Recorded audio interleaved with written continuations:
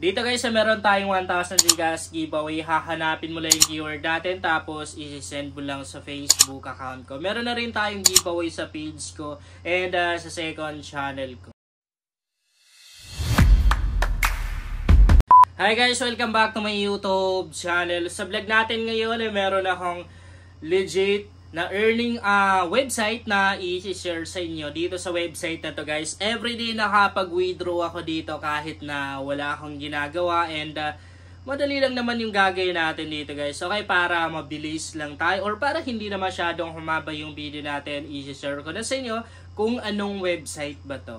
Ito yung website guys na i-share ko sa inyo, and syempre legit ito dahil nakailang cash out na rin ako dito. Actually, everyday nakapag-cash out ako dito guys, and ilalagay ko na lang yung link nung application na to or ng website na to sa description box ng video na to para matry nyo na rin.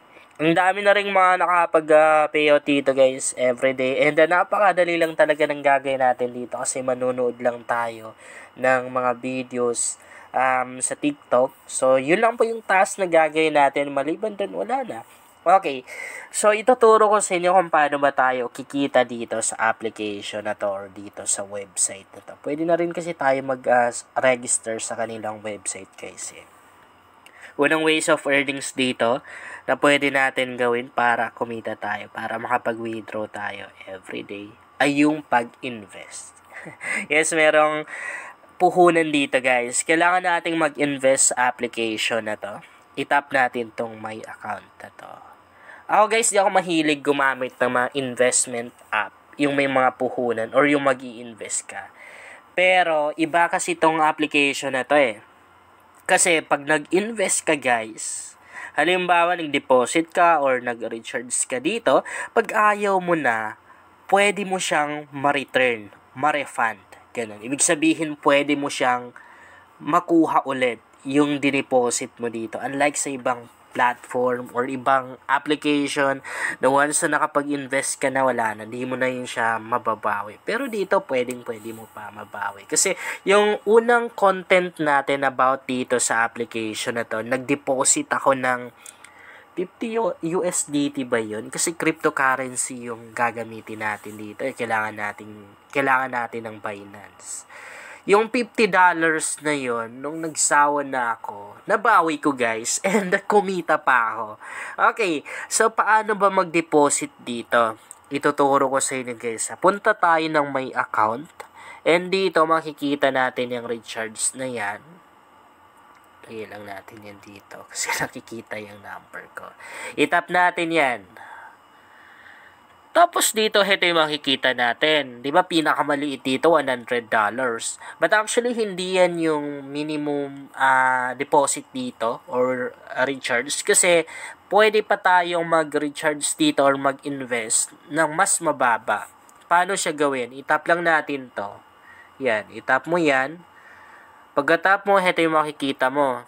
Dapat nakaset dito sa USDT ha, wag dyan sa bank card. Pag bank card, kung hindi ako nagkakamali, Gcash yan. Tap natin to.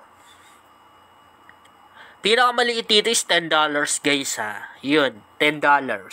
Halimbawa, mag-i-invest ka or magdi-deposit ka ng $20 or 20 USDT. Ilalagay mo lang ganyan and itatap mo to. Tap mo yan. Para makuha mo yung yung wallet address. Meron tayong kailangan i-copy dito Wait, pakita ko sa inyo para magkaroon kayo ng idea ha. So, heto kailangan natin kunin yung kanilang TRC20. Yan kasi yung kailangan natin guys kapag nag-withdraw tayo sa Binance or kapag magdi-deposit tayo. Or halimbawa maglalabas tayo ng pera galing sa Binance. I-copy natin to. Heto yung tinatawag na TRC20. Yung nasa baba. Pwede na rin tayo mag-deposit dito gamit yung QR code. Okay, naka-copy na natin. And then ngayon pupunta tayo ng Binance. Nandito na tayo sa Binance guys. So, na-click na rin natin yung wallet. Dapat pupunta ka dito sa may wallet guys ha. Tapos, makikita po natin dito yung balance natin. So, meron akong 95.77 USD or dollar. And, isa-swipe lang natin yan kasi kung hindi natin i-swipe, deposit tapos buy lang yung makikita natin. I-swipe natin ganyan. Or pupunta lang tayo ng spot. Yan o, pupunta tayo ng spot. And dito, itatap mo lang yung withdraw na yan. Wait. Ayan, tap natin yung withdraw. Then, itap natin yung USDT. Yan, USDT yun eh. Okay, yun. Yun, yung USDT na. Tapos dito, ay wait. Nabalik tayo. Dito, itatap natin tong una. Okay? Ito yung makikita natin. Ilo-long press natin kasi dito ilalagay po natin yung TRC20 nila. Yung kanilang wallet address. And then dito naman sa network na to, ang ilalagay mo dyan is ito, pinakauna yung TRC20 na yan. And dito, ilalagay mo lang yung amount tong i-deposit mo. Halimbawa, yung nilagay natin kanina is 20 USDT no, or $20. Ilalagay mo lang siya ganyan and then i-withdraw mo lang. Matik mapupunta dun sa application na yun. So, ganun lang naman kadali guys mag-deposit or mag-invest sa application na to. Ituturo ko na rin sa inyo guys kung paano ba tayo makapag-withdraw sa application na to, kung paano ba natin makuha yung pera natin. So since na nandito naman din tayo sa Binance, dito na tayo mag-i-start. So para makapag-withdraw ka doon, itap mo lang tong deposit. Okay, deposit. And dito sa deposit, itatap mo lang si USDT and pagkatap mo ng USDT, tap mo lang yung TRC20. Ikakopy mo naman yung TRC20 mo, yung deposit address mo. Yan, ikakopy mo yan. Tapos babalik ka lang doon sa application na yon. Balik tayo doon ha. Yung deposit kanina guys, hindi natin tinuloy yun ha kasi di ako magdi-deposit dito sa account na to. Okay, so kung makikita nyo dito, meron tayong balance na $6 or 6 USDT. Malaki yung palitan ng dollars ngayon, no? Kaya magandang gamitin tong application na to. Para makapag-withdraw ka, itatap mo lang naman yan. Bakit hindi matap? I guess hindi tayo pwedeng mag-withdraw ngayon, no? Kasi di natin natatap or wait, balik muna tayo dito. Napakadali lang naman mag-withdraw guys eh. Okay, mali pala tayo, sorry. Ito yung natatap ko, dapat ito yung itap natin, itong today income na to. Pagka-tap natin siya, makikita natin yung withdrawal. Tapos dito, sa withdrawal na yan, kung mag-withdraw tayo, ganito lang kadali. So, yan yung gagamitin natin ha. Yung TRON na yan, or Tron. Yan yung gagamitin natin.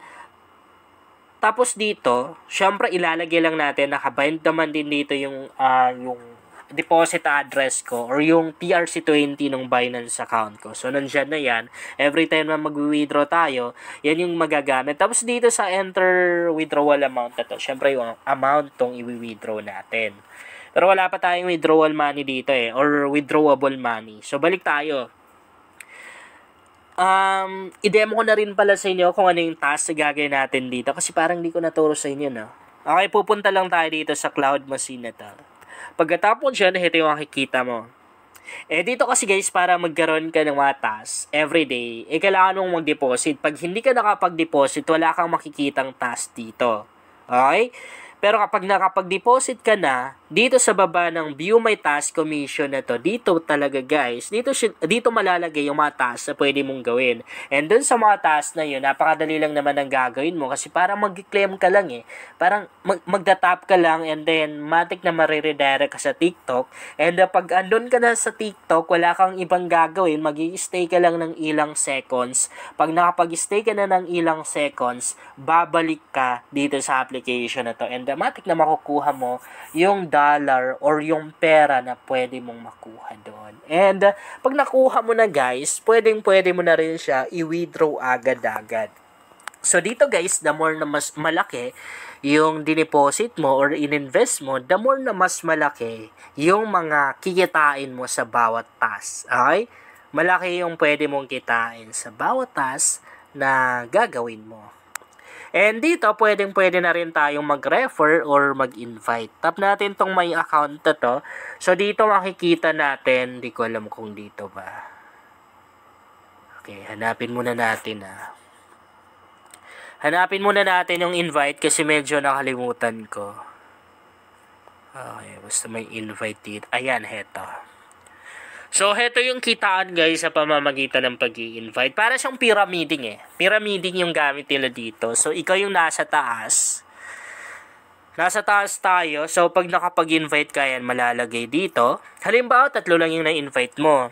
So, malalagay sila dito.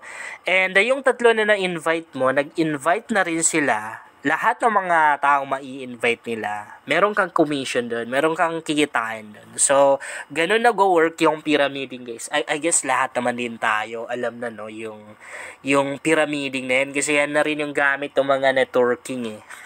Ayan.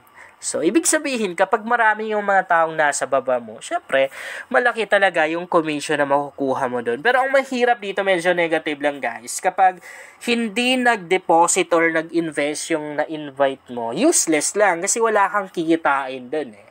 Kikita ka lang doon sa mga na-invite mo once na nag-deposit. Yun lang guys, sana makatulong sa inyo ang vlog na to. Kung bago ka pa lang dito, mas maganda talaga kung mag-subscribe ka dahil nag-share ako dito ng mga application at mga website na makakatulong sa iyo kung gusto mo na rin kumita online.